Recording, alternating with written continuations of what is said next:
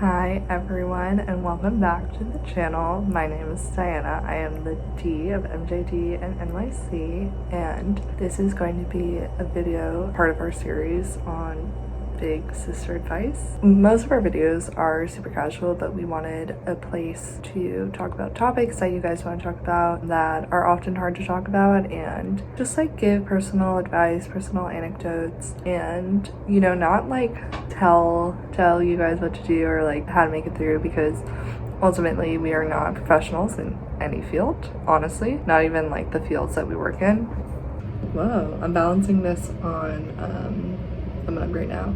I never had any sisters growing up, and I think that a lot of the things that I had questions about or were concerned about, it would have been nice to have a sister there, an older friend, like someone to talk through. That being said, we asked our Instagram if you guys wanted to see either a video on birth control or mental health, and it was pretty close, but birth control won. So Margaret and I filmed a video on birth control, and now I'm gonna film this video on mental health. I honestly don't know what I'm gonna say in this video. Yeah, so I guess we'll just have a conversation. If you're in high school, I feel like mental health, at least when I was in high school, like really wasn't talked about. And I don't know why. I think like when you're younger, a lot of the times adults may pass it off as like a phase. It is like really stressful being in high school, also going through school, navigating friendships, teacher dynamics, and then applying to college. Like that's all really hard. When I was in high school, I definitely struggled with mental health issues, and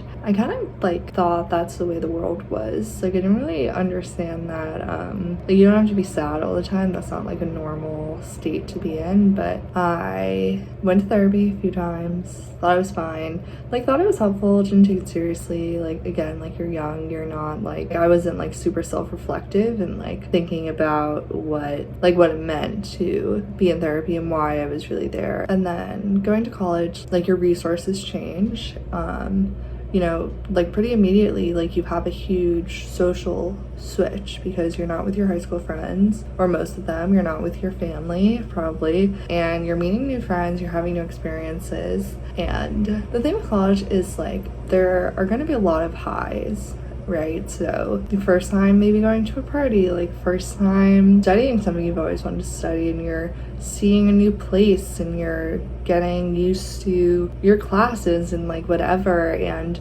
you're around people like so much of your time, compared to high school where you're like with your family, you're alone, you're in your bedroom, etc. College, you'll probably have a roommate or like people on your floor who you'll be with, you eat your meals with people, and that is great. Like there will be a lot of joy that comes from that. But another thing that like people don't really talk about, which we've mentioned in other videos, but especially first semester, people are struggling, and it is a huge adjustment, and it is different, and you're like really pushing yourself in a way that you haven't pushed yourself. So going through that, and you just know that if you're upset or you're struggling, so many people are also struggling, and social media is a lie. Now I talk like very openly about how I didn't have fun my first year in college and was super unhappy, but I know like a lot of people would be like, I felt the same way, but I never said anything because it looks like everyone's having fun. And especially when you come home for Thanksgiving and you're like with your friends and like everyone wants to talk about their college experience, like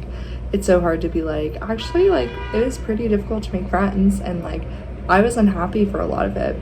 So that's something to keep in mind. And then also when you get to college, it does open the doors up for a lot of more intense life experiences, and you like really have to be careful first of all, in like different ways, and you're going to whatever, like be exposed to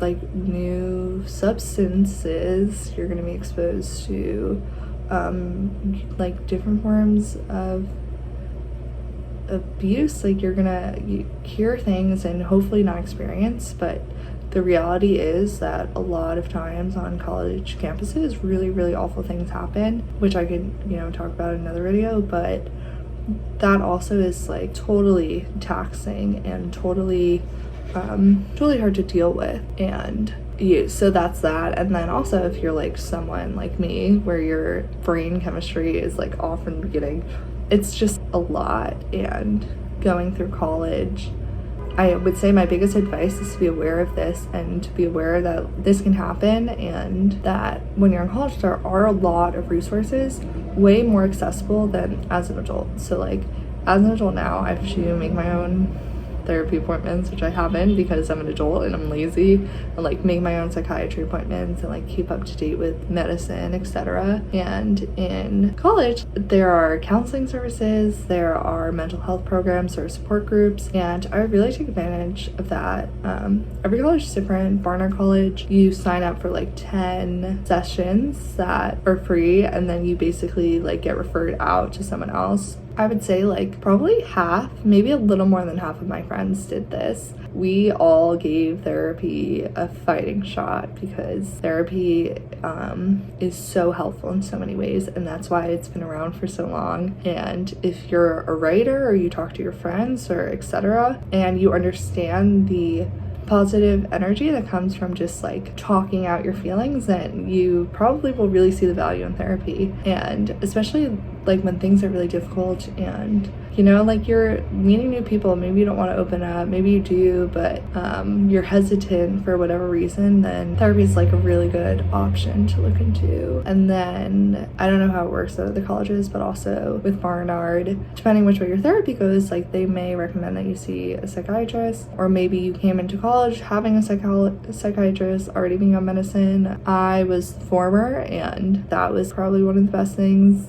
that has happened to me mental health wise. Again, I think like talking about it and knowing your options and knowing that first of all it's normal and it happens, but also that there are ways to ease whatever you're feeling. I actually talk about this with a lot of my friends, like things like insomnia. If you have chronic insomnia, I thought that like it was fine to not sleep for a few nights in a row. Like that was just like something that like happened. Like people just like don't sleep, like people get anxious, like whatever. And then learning that there are ways to combat that sort of anxiety that causes like such a terrible habit, for lack of a better word, was super nice for me. Yeah, so explore resources. And then now as an adult, I have a group chat with my two best friends from high school, and we talk about mental health so freely. We ask questions about our medicine sometimes, like do you have this side effect, like do you have this side effect, like do you have any like advice for that, and that's super nice.